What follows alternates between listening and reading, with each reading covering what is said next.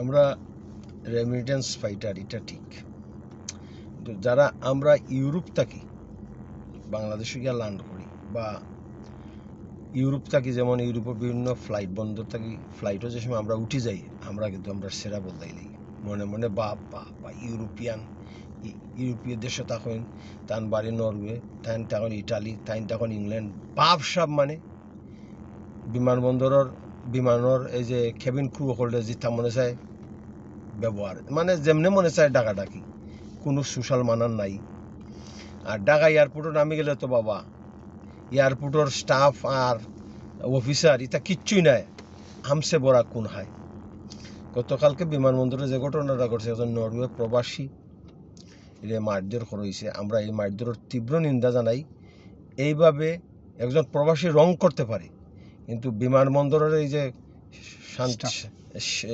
কর্মচারীরা, নিরাপত্তারক্ষীরা সবাই জেলা উন্মাদের মতো তার উপরে ঝাঁপাইয়া পড়ছেন এই প্রবাসী ভাইয়ের উপরে, আমরা তীব্র নিন্দা জানাই এবং এদের সবের শাস্তি হওয়া দরকার। কিন্তু আরেকটি কথা, যে আমি দেখছি ঢাকা এয়ারপোর্ট নামছি, সিলেট নামছি, আমি তো 1 বছর 2 বছর পর বাংলাদেশে যাই, মানে একলগে আমরা দুবাই থেকে উঠলাম, আমার দুবাইয়ের প্রবাসী ভাই হল, আর আর আমরা যারা ট্রানজিট ওই ইংল্যান্ড থেকে দুবাইতে উঠি বাংলাদেশ হয় একলগে উঠি। কিন্তু আমরা ইংল্যান্ড প্রবাসী বা ইটালি থেকেও আমরা লগে কিছু ট্রানজিটের যাত্রী উঠে আমিরাত, আমরা ঢাকা থেকে নামি, সব মানে বাপরে বাপ, মানে আমরা ইউরোপ থেকে আইছি, আমরা বাংলাদেশের এলিট ক্লাসর আমরা প্রবাসী হল। এই যে আমরা নিজেরে বাক করিয়া, এই যে আমরা নিজেরে জাহির করি, এটা কি ঠিক? আরে ভাই, ইংল্যান্ডে আপনি মিলিয়ন টাকার মালিক হইতে পারেন, এটা কোনো সাবজেক্ট না। তো আপনি রাস্তা মুখা ইংল্যান্ড আটিয়ে যারা আপনি মিলিয়ন টাকা আপনারা কেউ জিগান না। আর আপনি বিমানও উঠার পরপরই আপনি আপনার সেরা সুরা বদলাইয়া বিমানবন্দর আইয়া আপনি ইউরোপও পদে পদে আইন মাননি, কেন আপনি আর আইন মানতে বাধ্য নাই? আপনি সিকিউরিটিরে বেতুই, হুমুক কটা ওয়েন লগে বেতুই, হ্যান লগে বেতুই, মানে ভেরি লো ক্লাস মানার, জানি না এবার কিতা করছেন।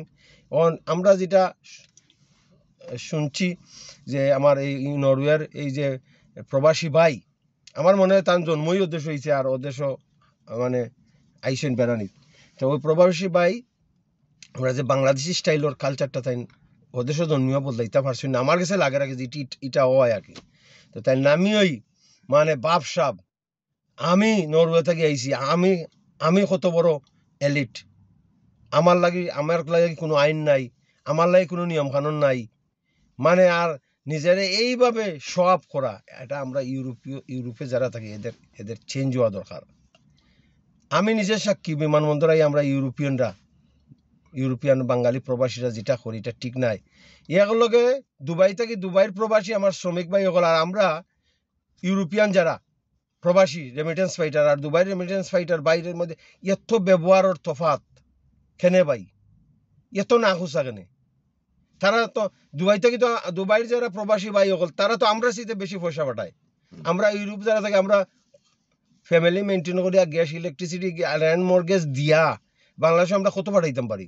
কিন্তু বাংলাদেশে আমরা যে অবস্থা করি, ইংলিশ মারিবা, কথায় কথায় ইংলিশ, বাপরে বাপ, ইংলিশ না মাতলে যেমন আমরা ফেটর ভাতও জমায় না, নিজেরে একটু উঁচু শ্রেণীর মনে হয় না, একটু যাই কম হয়, এটাই আমরা বালা হয়ে যাওয়া দরকার। আমরা যারা ইউরোপ প্রবাসী বাংলাদেশে আইয়া বেশি এলিট ভাব দেখাইও না, বুঝছো?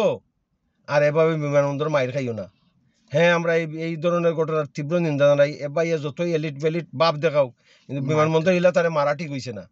আর সরকারি কর্মচারীদেরও উচিত, কেউ যদি রাষ্ট্রের নাগরিক হিসেবে এলিট ভাব দেখায়, এরপরে আপনাদের হাত তোলার কোনো অধিকার নাই।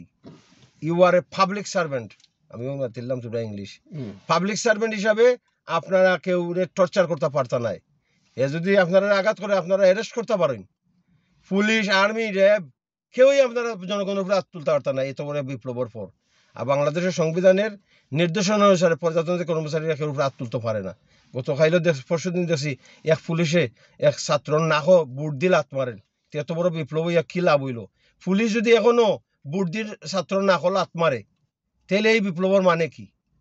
আপনারা সবাই ভালো থাকবা। আর প্রবাসী আমরার বাইরা যারা বাংলাদেশে যাইবা, ইটালি, লন্ডন, বেলজিয়াম ফ্রান্স থাকি একটু ভালো ইয়া মাথা নিচে দিয়ে চলেন জানো, বেশি ভাব দেখাই না জানো। জয় বাংলা।